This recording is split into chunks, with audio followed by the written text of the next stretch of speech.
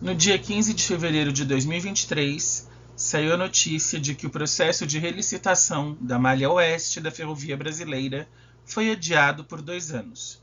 O que deveria estar resolvido neste início de 2023 ficou, portanto, para fevereiro de 2025. Isso significa uma redução definitiva no tráfego na área da antiga noroeste do Brasil até a sua supressão? Significa também um enterro em vala comum para as esperanças de quem queria ver trem rodando pelo leito que foi da Sorocabana? Eu sou Átila Almada, você está na playlist Memória Ferroviária do canal da Almada Consultoria e nós vamos tirar a limpo essa história de uma vez por todas, sem fake news e sem lero-lero. Me acompanhe. Eu começo lendo para você notícia divulgada no portal do Estado do Mato Grosso do Sul. Os ministros da Casa Civil, Rui Costa, e dos Transportes, Renan Calheiros Filho, assinaram resolução publicada no DOU, Diário Oficial da União, desta quarta-feira, 15 de fevereiro de 23, que aprova em caráter ad referendum a decisão do Conselho do Programa de Parcerias de Investimentos, CPPI, prorrogando por 24 meses o processo de relicitação da ferrovia Malha Oeste, a estrada de ferro que se estende desde Mairinque, em São Paulo, até Corumbá, no Mato Grosso do Sul, cortando o Mato Grosso do Sul de leste a oeste. O novo prazo para a conclusão do processo começa a contar de fevereiro deste ano até fevereiro de 2025. Bom, o que isso quer dizer? Antes de entendermos o que é uma relicitação, vamos entender por que as ferrovias foram licitadas. Afinal, relicitar é licitar de novo. Nos anos 1990, as ferrovias brasileiras eram estatais. E no estado de São Paulo havia 2 empresas ferroviárias, a FEPASA, Ferrovia Paulista S.A., de propriedade do governo estadual, e a Rede Ferroviária Federal, cujo próprio nome indica, de propriedade da União, que cortavam o estado com seus trilhos e eram responsáveis pelo tráfego. No ano de 1996, a Rede Ferroviária Federal foi entregue à iniciativa privada, foi privatizada e concessionada aí por 30 anos. Inicialmente, o trecho de Bauru a Corumbá, que antes de ser da Rede Ferroviária Federal era da Estrada de Ferro Noroeste do Brasil, passou então às mãos de uma concessionária chamada Novoeste, não confundir com a primeira operadora, Noroeste. A Novoeste, operando só cargas no trecho, trocou o esquema de cores vermelho escuro e amarelo da Rede Ferroviária Federal por um esquema todo preto em suas locomotivas, mas não mexeu muito no parque de tração. A FEPASA, por seu turno, seguiu operando até o final de 1998, quando foi transferida para a Rede Ferroviária Federal como parte do pagamento de uma dívida que o Estado de São Paulo tinha com a União, ligado até a um escândalo do Banco Banespa à época, e foi privatizada, concedida iniciativa privada, no começo de janeiro de 1999. Quem assumiu parte das linhas da FEPASA em São Paulo foi a Ferroban, Ferrovia Bandeirante S.A., junto com a FCA, Ferrovia Centro-Atlântica. Para o trecho que nos interessa, que vamos falar aqui, quem assumiu o trecho da antiga Sorocabana, de Mairinque até Presidente Epitácio, que inclui o ramal Rubião Júnior, que é uma parte de Botucatu a Bauru, foi inicialmente a Ferroban, Ferrovia Bandeirante Sociedade Anônima. Muito bem, o que acontece a seguir? No início dos anos 2000, a Ferroban e a Novoeste, que operavam então o trecho total Mairinque-Corumbá, de novo, Mairinque, Presidente Epitácio, que inclui o ramal de Bauru nas mãos da Ferroban e Bauru-Corumbá nas mãos da Novoeste, passam ao controle da Brasil Ferrovias. A Brasil Ferrovias, também ainda na década de 2000, passa ao controle e é vendida para a América Latina Logística, ALL, que por seu turno passa ao controle da Rumo Logística nos anos de 2010. Portanto, a atual operadora de toda essa extensão é a Rumo Logística. A Rumo, que tem negócios em várias partes do Brasil, tem uma malha em São Paulo também, a malha paulista da Rumo inclui essa parte da malha oeste, mas inclui a malha da antiga FEPASA, a malha em Bitola Larga, que abriga aí as regiões de São José do Rio Preto, Campinas e por aí em diante, Rumo MRS, e abriga Na malha sul também, a região ali de Curitiba, Porto de Paranaguá, região de Santa Catarina, Porto de São Francisco do Sul, até o Rio Grande do Sul. Então a Rumo tem a malha paulista, a malha oeste e a malha sul. O que está em discussão aqui é a relicitação da malha oeste. E por quê? Porque no ano de 2020, a Rumo informou que iria devolver a malha oeste, da qual teria concessão até 2026. A Rumo, ao mesmo tempo que informou que devolveria a malha oeste, pedia uma antecipação da renovação do seu contrato para o restante da malha. Renovação por mais 30 anos, antecipadamente, então, o que deveria vencer no caso da malha oriunda da FEPASA em 2029, a Rumo pediu a antecipação para 2059, segundo a própria, para poder ampliar o seu planejamento estratégico, o seu planejamento de longo prazo. Bom, por que a Rumo quis devolver a malha oeste? Vamos ficar só no estado de São Paulo, eu não vou abrir essa discussão para a malha sul e outras malhas da Rumo, porque não é o foco aqui. Dentro do estado de São Paulo, a malha oeste ela tem uma diferença bastante grande em relação ao restante da malha da Rumo, não da malha da outra concessionária que opera em São Paulo, que é a VLI Logística, em MRS. A maior parte da malha paulista da Rumo é uma malha em bitola larga. O que é bitola? A bitola é a distância entre os trilhos. Bitola larga é bitola de 1,60 m, o que pressupõe ou que possibilita trens maiores e mais pesados, portanto, maior possibilidade de transporte, escoamento e maior ganho.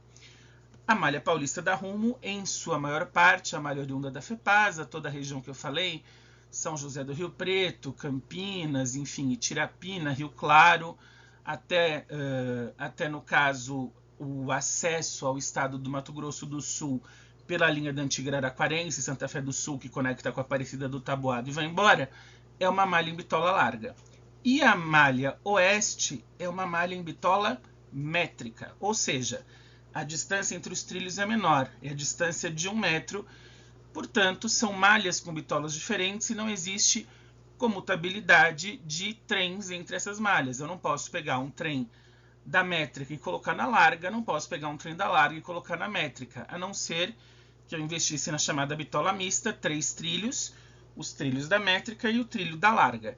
Isso seria possível, mas seria um investimento muito caro, que não valeria a pena para a Rumo. Portanto, os trens que circulavam na malha oeste, na bitola métrica, entre São Paulo e Mato Grosso do Sul, como o trem de celulose da Votorantim, depois Fibria e Suzano, foi transferido para a larga, e os trens pouco a pouco foram rareando na bitola métrica, que não era interessante como investimento para a Rumo, era uma estrada de ferro com menor capacidade, os trens circulavam mais lentamente, enfim, não era lucrativa. A Rumo decidiu não centrar os investimentos na malha oeste e, portanto, utilizando uma disposição do seu contrato de concessão, avisou o governo que queria devolver o trecho. Uma vez que é avisado que o trecho vai ser devolvido, o governo decidiu que não queria o trecho de volta para administrar, e aí ele tem que abrir um novo processo licitatório, que é o que a gente chama de relicitação. Essa relicitação estava aberta e deveria ser concluída agora, no início de 2023, com a apresentação de propostas, aberturas, e aí teríamos já a essas alturas a decisão de um novo operador que dentro em breve assumiria a ferrovia e aí faria os novos investimentos do jeito que quisesse. Poderia ampliar a bitola, manter a métrica, comprar novos equipamentos, enfim, responsabilidade desse operador. Com o adiamento, fica para 2025 essa nova fase, digamos assim, da malha oeste. O que acontece entre essa manifestação da Rumo e a nova licitação? Em tese, a malha não pode ficar o Deus dará. Até que assuma um novo operador, a responsável pela malha é a Rumo. Então, a Rumo ainda está como detentora da malha oeste, o que significa que ela deve manter essa malha em condições mínimas de circulação, ainda que não em plena atividade, mas fazendo inspeções e verificações. Na prática, a gente vai ver que isso acontece mais ou menos. Até aqui, espero que tenha ficado claro para você o que foi a licitação e o que é este processo de relicitação da malha. No próximo quadro, eu vou mostrar quais são os trechos que compõem a chamada Malha Oeste, e o que opera mais, o que está praticamente inativo, e o que é ativo, mas opera menos. Vamos lá. A chamada Malha Oeste da Rumo Logística, ou hoje nas mãos da Rumo Logística, ela é a junção de malhas oriundas de duas estradas de ferro, a Estrada de Ferro Sorocabana e a Estrada de Ferro Noroeste do Brasil. Estrada de Ferro Sorocabana vira FEPASA, Estrada de Ferro Noroeste do Brasil vira Rede Ferroviária Federal Sociedade Anônima. Agora, por que eu dividi em 3 partes? Vocês estão vendo que existe uma parte que eu coloquei com fundo preto, 2 com fundo verde e uma com fundo vermelho. Porque as situações operacionais destas partes são bem diferentes. A linha que vai do Porto de Santos até a cidade de Mairinque, apesar de oriunda da Sorocabana, hoje é uma linha de tráfego mútuo. Foi uma linha construída em 1930, ou nos anos 1930, na verdade, 33, 35, para fazer frente a uma outra companhia que explorava a descida da Serra do Mar, que era São Paulo Railway, que depois virou Santos Jundiaí, Rede Ferroviária Federal, e hoje está nas mãos da MRS. É uma descida da Serra ainda ativa, da MRS, que é a descida por Paranapiacaba. Porém, é uma descida com muito mais restrições, desce pelo sistema da cremalheira, é um sistema de locomotivas elétricas, locomotivas Stadler fabricadas na Suíça, que desce por um sistema de pesos específicos, então existe uma quantidade certa de carga, não dá para descer um volume muito grande de trens a todo momento, existem restrições e apenas uma operadora fazendo aí o trecho da Serra do Mar de Paranapiacaba. Só esse trecho não seria suficiente para escoar toda a produção ferroviária que chega ao Porto de Santos. E por onde desce a maioria dessa produção? Justamente pela linha da Mairinque Santos, que hoje é o chamado corredor de exportação. Essa linha, inicialmente da Sorocabana, é construída em bitola métrica, foi primeiro duplicada e depois ela foi ampliada para bitola mista. Lembra que eu falei que uma das possibilidades para circular trens da métrica e da larga é fazer o terceiro trilho? Isso existe na linha da Mairinque Santos. Todo corredor de exportação ele é comutado por trens da larga e trens da métrica. Então, trens sejam operados pela Rumo Logística em métrica ou larga, os trens da larga da MRS e os trens da métrica da VLI podem operar pelo corredor de exportação no trecho Mairinque Santos. Esse trecho que é comutado vai sofrer alguma alteração? Vai deixar de operar? Obviamente não, por um motivo muito simples. A imensa maioria da carga que chega ao Porto de Santos por trem chega pela linha da Mairinque Santos. Suspender a operação ou inativar a Mairinque Santos seria provocar um colapso no sistema ferroviário de cargas do estado de São Paulo. Primeiro ponto. Segundo ponto, trechos em verde. Trechos da antiga Estrada de Ferro Sorocabana, porém estes somente em bitola métrica. Não há nem bitola larga, nem bitola mista.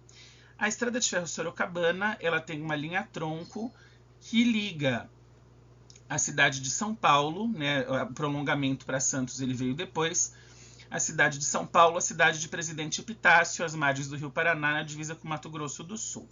Na cidade de Botucatu, mais precisamente em Rubião Júnior, a abertura de um ramal da Sorocabana que se conecta com Bauru. Em Bauru, os trilhos desse ramal da Sorocabana vão se conectar com os trilhos da antiga Noroeste e via Noroeste chegam a Corumbá, ok? Então, este trecho, Mairinque Rubião Júnior, leia-se Botucatu, entrada no ramal de Bauru, Botucatu, Bauru, Sorocabana, e o trecho da Noroeste, Bauru, Corumbá, é o que compõe a hoje Malha Oeste.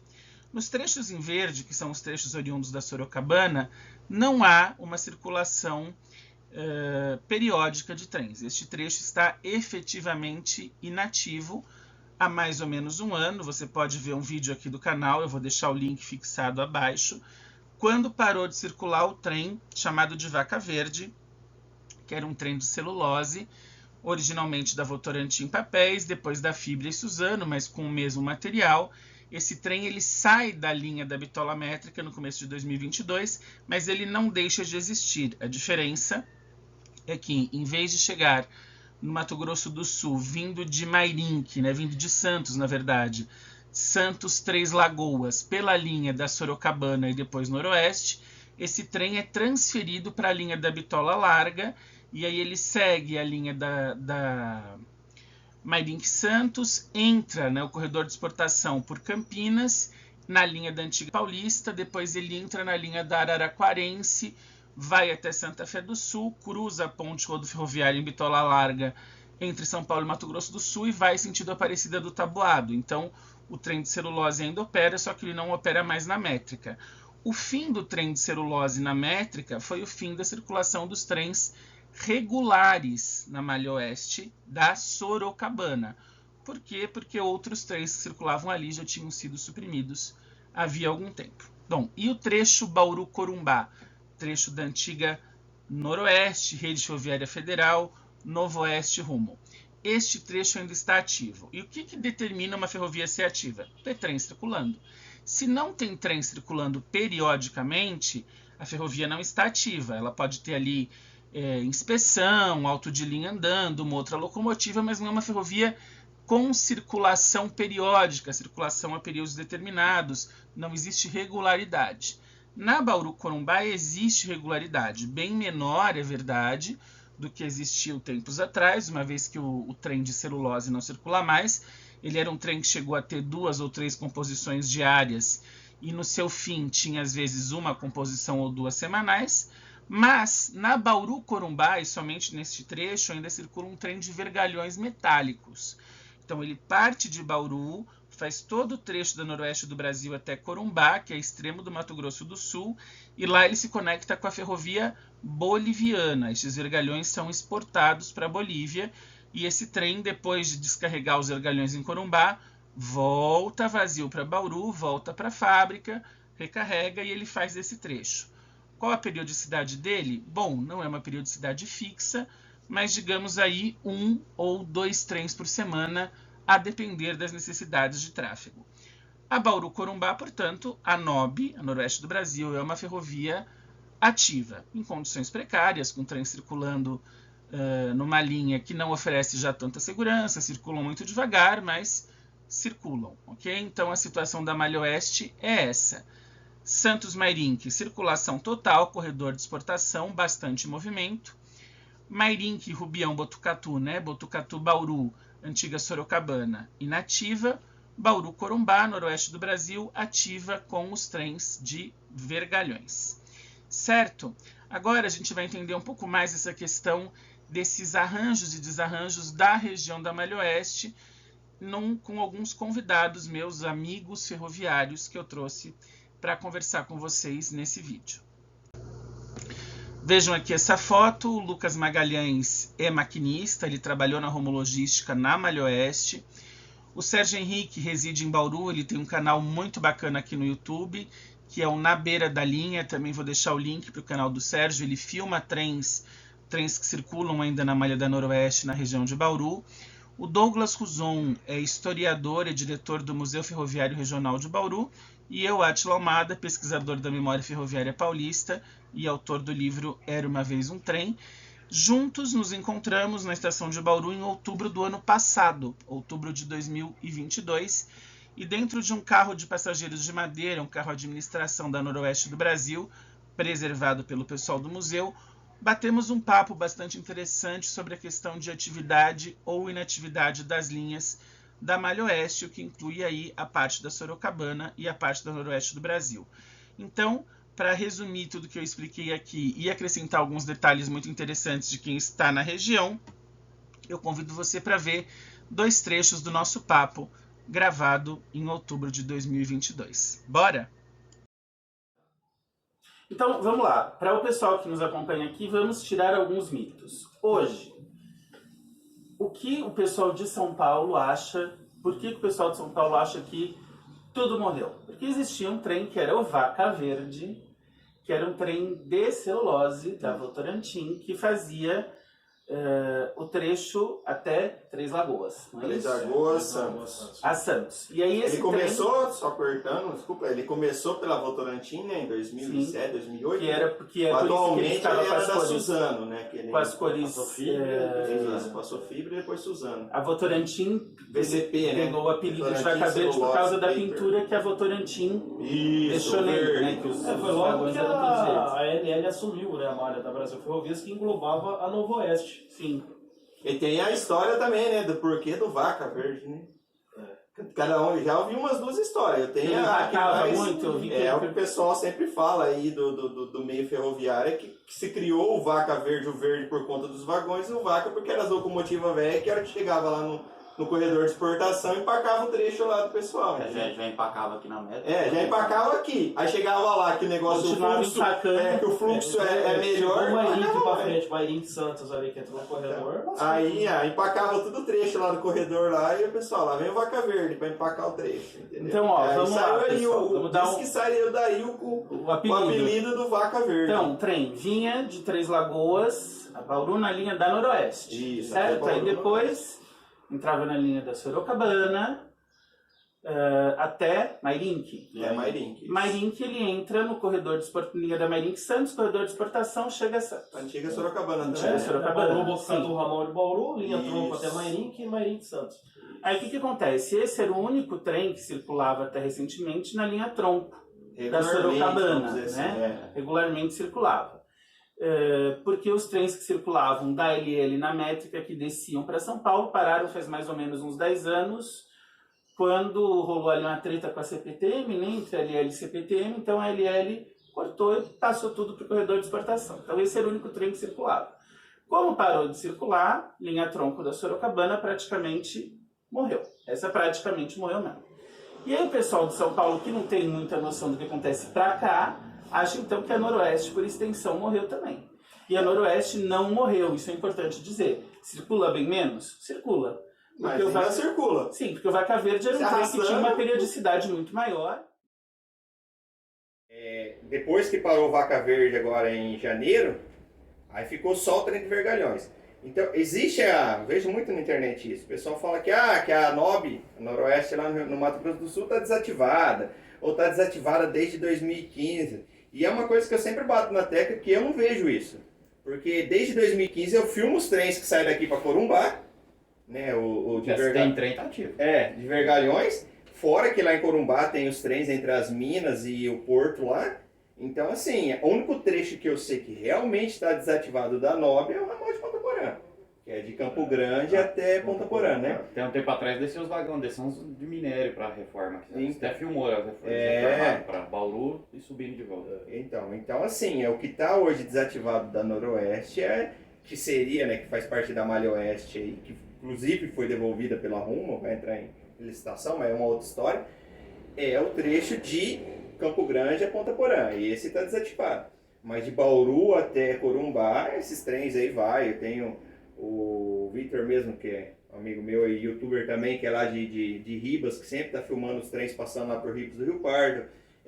Tem um pessoal, às vezes, que aparece lá em Corumbá, que faz um ou outro vídeo lá do trem lá, esse mesmo trem daqui. Então o trem vai e volta, isso é fato. Mas tá tudo abandonado. Aí é outra história, né? Que tá tudo abandonado, a gente já percebeu que os trens ali, faz muitos anos. Isso aí vem desde a época da LL, que os trens andam ali a 10, 15 por hora. Mas vai se arrastando, mas chega lá, entendeu? De vez em quando descarrilha um ou outro aqui. Bom, eu queria agradecer, claro, ao Lucas, ao Sérgio e ao Douglas, e só acrescentar um detalhe. O que é essa treta entre a CPTM e a LL que eu comentei e que a gente até deu uma risada aí no vídeo? É o seguinte, a Sorocabana tinha dentro da cidade de São Paulo a chamada linha Sul e linha Oeste de São Paulo. Quais eram essas linhas? A linha Jurubatuba-Júlio Prestes e a linha Júlio Prestes-Amador Bueno, que hoje são as linhas 9 da CPTM, que é a linha Osasco-Grajaú, e a linha 8, a linha Diamante, que é a linha Júlio Prestes-Amador Bueno, que tem uma conexão ali de extensão operacional em Itapevi. Essas linhas da Sorocabana eram linhas originalmente em bitola métrica, nas quais operavam os trens de passageiros e de carga da Sorocabana. Nos anos 70, já nas mãos da FEPASA, houve modificações e os trens suburbanos passam a operar na linha Sul, que é a linha que corta a Marginal Pinheiros, mas já em bitola larga, com a chegada no final dos anos 70 dos trens franceses, ou depois chamados, apelidados carinhosamente de FEPASão, os trens Franco-Rail, que vão operar também na linha Diamante, que é alargada, passa a ter bitola mista, inicialmente entre Júlio Prestes e Itapevi. O trecho Itapevi-Amador Bueno continua operando com trens de passageiros de bitola métrica, os trens Toshiba Kawasaki, oriundos da Sorocabana, até 2010, quando esses trens são retirados da circulação e a bitola é alargada, e aí toda a linha da CPTM, seja a linha 9, antiga linha Sul, seja a linha 8, antiga linha Oeste, passa a operar com trens de passageiros em bitola larga. Claro que nos anos 2000 já não existia mais FEPASA. A FEPASA, como eu disse para você, foi privatizada no final dos anos 90. E ali, naquele final da primeira década de 2000, quem operava os trens de carga era a ALL. E a ALL tinha o direito de operar os trens de carga na antiga linha Sul e linha Oeste, dentro da capital paulista, em métrica. No final da linha Sul, hoje, além da estação Grajaú, existia a antiga estação Varginha, os trilhos já foram retirados, e esses trilhos se conectavam com a descida da Serra do Mar, que é hoje o corredor de exportação, ou com a parte do corredor de exportação na região da Serra. A partir do final da linha 8, em Amador Bueno, os trilhos dos cargueiros se conectavam em direção a Mailasque, São Roque, e se encontravam com os trilhos em Mairinque. Só que por questões político-administrativas e também por um problema de comutabilidade de tráfego e prioridades entre os trens cargueiros da métrica e os trens de passageiros da CPTM da larga, houve um desentendimento entre a CPTM e a ALL, e a ALL simplesmente retirou os seus trens cargueiros da métrica da região metropolitana de São Paulo. Então, desde 2010, 2011, a gente não vê mais trem circulando nas linhas 8 e 9 da CPTM, trens de carga da métrica, comutando linha, comutando bitola. Tanto que o terceiro trilho, que era o trilho ali dos trens da métrica, já foi arrancado da maioria desse trecho. Portanto, não existe mais essa circulação de carga, o que levou ao abandono, inclusive abandono total, do trecho entre Amador Bueno e Mairinque. Porque o trecho Amador Bueno e Mairinque, quando a ALL deixou de operar, ficou ao Deus dará, porque ele é um trecho CPTM. Ao contrário do que muita gente pensa, o trecho Amador Bueno, Mailasque, São Roque, Mairinque, não é concessão Rumo hoje, a ALL que virou Rumo, é concessão CPTM, ok? Então é um trecho que está totalmente inativo e os trens de carga circulam ali em Mairinque para fazer a conexão com o corredor de exportação. Tranquilo? Eu espero que você tenha gostado desse conteúdo, que essas explicações tenham sido bastante claras. Como eu disse, o objetivo aqui é tornar tudo muito preciso, sem enrolação, sem fake news, para que você que gosta de ferrovia, assim como eu, entenda em que pé estamos e para onde vamos, com a esperança, obviamente, de que as licitações saiam e não só a Malha Oeste volte a operar, como outras partes da Malha Paulista, como, por exemplo, a Bauru Panorama, que continua nas mãos da Rumo. Se você curte esse conteúdo, se inscreva aqui no canal, avalie o nosso vídeo, deixe o seu comentário, sua dúvida, faça sua pergunta, siga o Instagram da Memória Ferroviária, memoriaferroviaria.sp, não se esqueça do ponto, ou mande o seu e-mail sobre assuntos ferroviários para memoriaferroviaria.sp@gmail.com. A gente se vê no próximo vídeo sobre ferrovias. Um abraço e até lá!